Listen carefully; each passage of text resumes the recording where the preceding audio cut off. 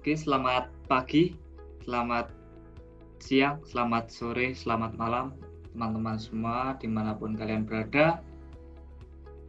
Di sini kami kelompok 9 yang beranggotakan Jai Sarian Nova Diawanto dan saya sendiri, Gideon Nur Pamungkas, yang akan mempresentasikan tentang hasil diskusi kami, yaitu penjadwalan FCFS.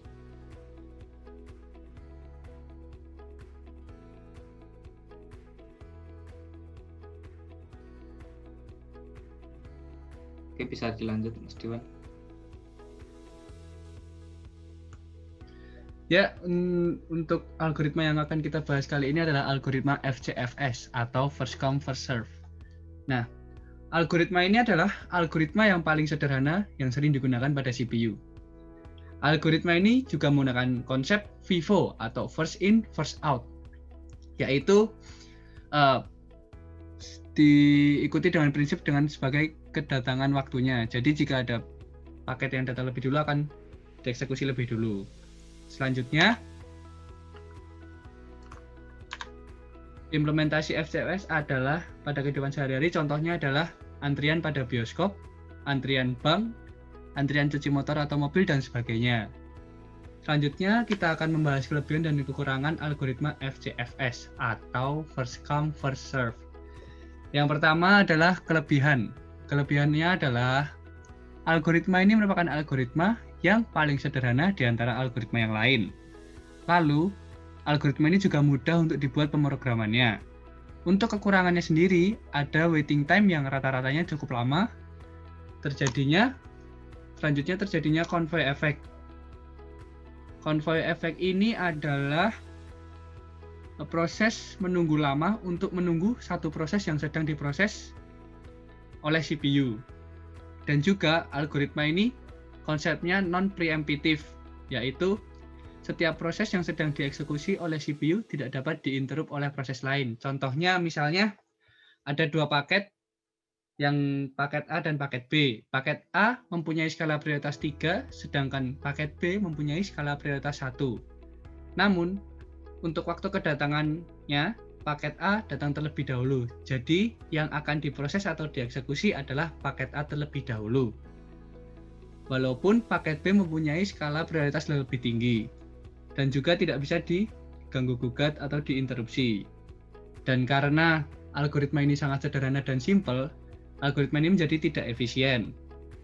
Itu saja untuk kelebihan dan kekurangan algoritma FCFS. Selanjutnya bisa dilanjutkan oleh Gideon. Oke. Untuk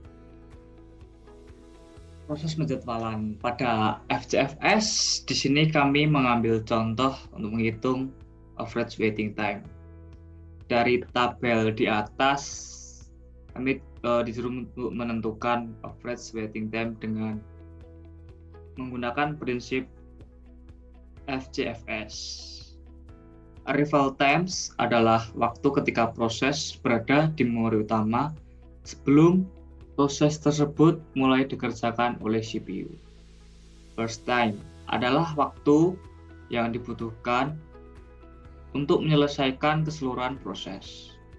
Nah, setelah mengetahui apa yang dimaksud dari tabel di atas, kita bisa mulai untuk mengerjakan soalnya.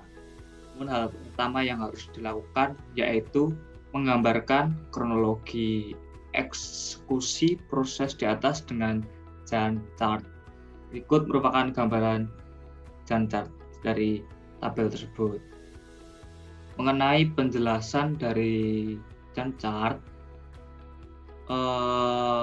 kami akan membahas satu persatu di bagian ini.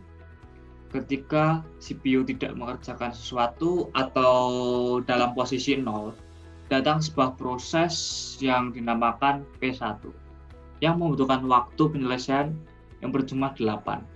Karena FCFS ini melakukan proses menurut kapan proses itu datang atau yang bisa kita katakan sebagai proses antrian, maka proses selanjutnya akan dikerjakan setelah proses yang berada di depannya selesai untuk dikerjakan.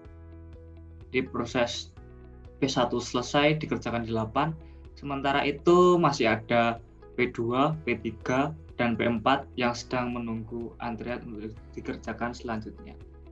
Ketika P1 selesai dikerjakan di 8, maka akan dilanjutkan dengan pengerjaan P2 yang memiliki waktu pengerjaan sebesar 7. Sehingga proses P2 akan selesai dikerjakan pada posisi 5. Jika P1 dan P2 sudah selesai pengerjaannya, kita tinggal menunggu pengerjaan selanjutnya dari P2, P3 dan P4. Dan begitupun selanjutnya sampai P4 selesai untuk diproses.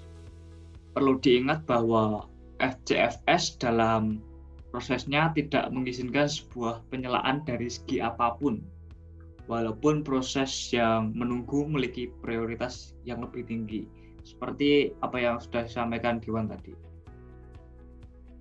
Next. Hal kedua yang dilakukan untuk menghitung average waiting time yaitu dengan menghitung berapa lama waktu tunggu yang dihasilkan oleh proses tersebut.